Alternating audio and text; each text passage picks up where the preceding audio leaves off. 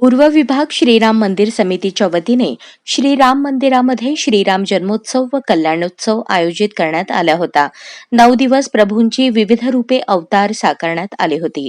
शेवटच्या दिवशी श्रीराम नवमी निमित्त प्रभू श्रीरामचंद्र यांचा अवतार साकारून पहाटेपासूनच विविध धार्मिक विधी कार्यक्रम संपन्न करण्यात आले।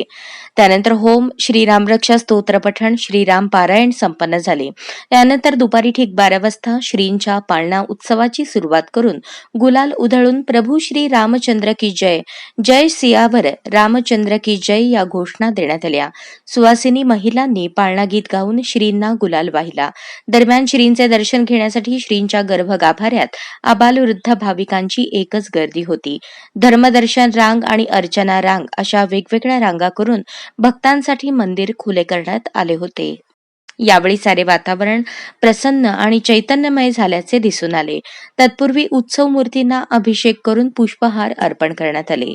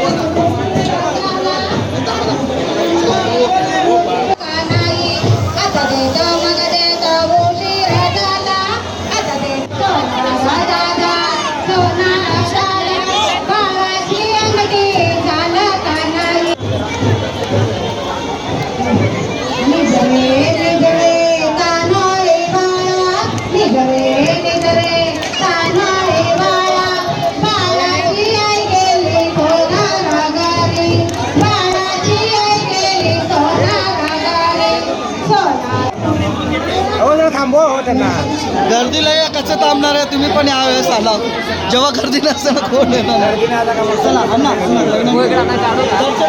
झालं का